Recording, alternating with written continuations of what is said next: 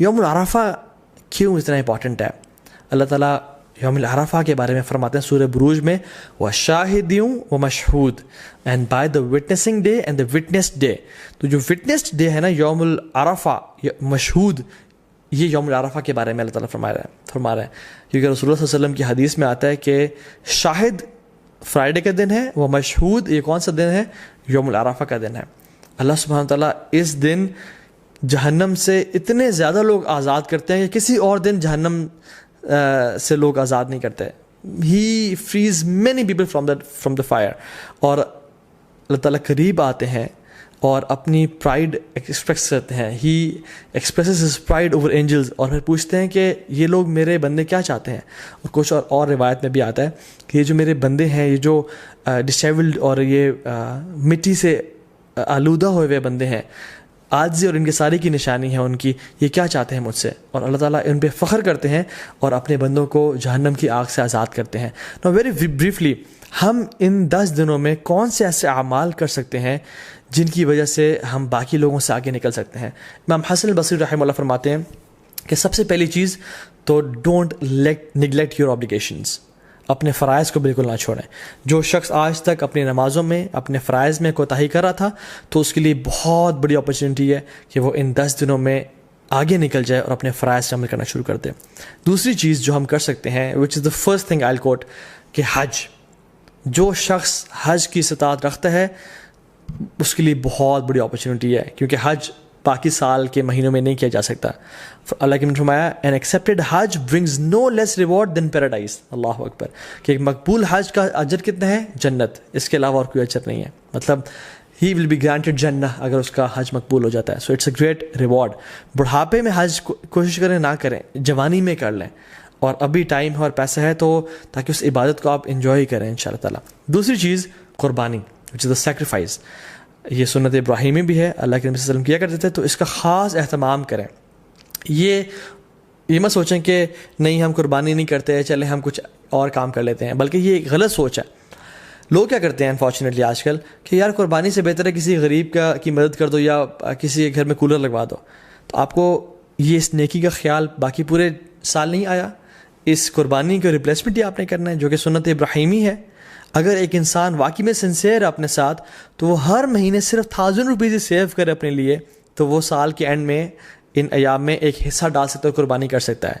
ہمیں تب تو خیال نہیں آتا غریب کے گھر میں کولر لگوانے کا یا لوگوں کی خدمت کرنے کا جب ہم ریسٹورینٹس میں 5-5 ہزار کی یا لیوش بفیز کھا رہے ہوتے ہیں.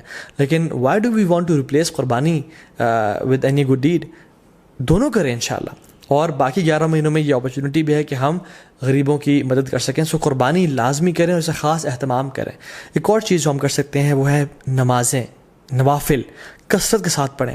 سنن روابط جو کہ 12 نفل ہیں جن کے بارے میں فرمایا اللہ نے کہ جو شخص یہ پڑھتا ہے اللہ تعالیٰ جنت میں اس کا گھر تعمیر کر دیتے ہیں، جس کے بارے میں کثرت سے بتا چکا ہوں پہلے بھی. تو اس کے اہتمام کریں. صلاۃ الضحیٰ کا اہتمام کریں، تہجد کی نماز کا اہتمام کریں. ٹھیک ہے، تو تحیۃ المسجد، تحیۃ الوضو کا اہتمام کریں. تو کثرت سے نوافل کا اہتمام کریں انشاءاللہ. چوتھی چیز قرآن کو پڑھیں اور تدبر کریں، کیونکہ سلف صالحین کہا کرتے تھے کہ there is no deed better than reading Quran and pondering upon it. اس کے بارے میں سوچنا اور تدبر کرنا. قرآن کو ٹائم دیں. یس وی نو اینڈ وی ریئلائز کہ رمضان کے بعد ایک گلیچ آتا ہے ہر بندے کی زندگی میں، لیکن these 10 days are an amazing opportunity جس میں ہم دوبارہ سے اس عبادات کی لذت کو ریوائیو کریں تاکہ وہ آئندہ سال کے لیے جا سکیں انشاءاللہ.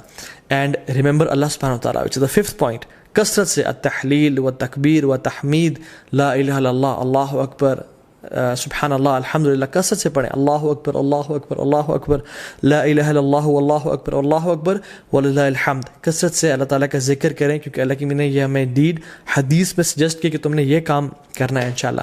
ایک اور چیز، میک لاٹس آف دعا. جب بارش ہو رہی ہوتی ہے دعا قبول ہوتی ہے نا، کیونکہ اللہ تعالیٰ کی رحمت ٹھاٹھے ماری ہوتی ہے. ان 10 دنوں میں بھی اللہ تعالیٰ کی رحمت کے دروازے کھل چکے ہیں اور اللہ کی رحمت ٹھاٹھے مار رہی ہے. اللہ تعالیٰ کو ان دنوں میں کیے جانے والے اعمال سے زیادہ کوئی عمل پسند نہیں ہے. تو کثرت سے دعا کریں. ہو سکتا ہے کہ یہی وہ 10 دن ہو جن میں آپ کی دعائیں انشاءاللہ قبول ہو جائیں. And number 7th point is give lots of charity. Sacrifice تو ہم نے کرنا ہے، لیکن ان 10 دنوں میں کووڈ-19 بھی چل رہا ہے، لوگوں کے بزنس ٹھپ ہو چکے ہیں، غریب بیچارے مشکل میں ہیں، ان کی کثرت سے مدد کریں انشاء اللہ. اور ان دنوں میں آپ اپنی زکوٰۃ بھی نکال سکتے ہیں اگر آپ نے نہیں نکالی، اور اپنے رشتہ داروں پہ خرچ کر سکتے ہیں، اپنی فیملیز پہ خرچ کر سکتے ہیں، اور اسپیشلی جو لیس پریولیجڈ لوگ ہیں ہمارے معاشرے میں ان پہ خرچ کریں کثرت کے ساتھ. Number 8 is owner your parents. اپنے پیرنٹس کا خیال رکھیں، ان کے پاؤں دبائیں، ان کی مدد کریں اور خدمت کریں تاکہ وہ آپ سے راضی ہوں، اور جب وہ راضی ہوں گے تو انشاءاللہ اللہ بھی راضی ہو جائے گا. Number 9 point is صلۃ الرحم.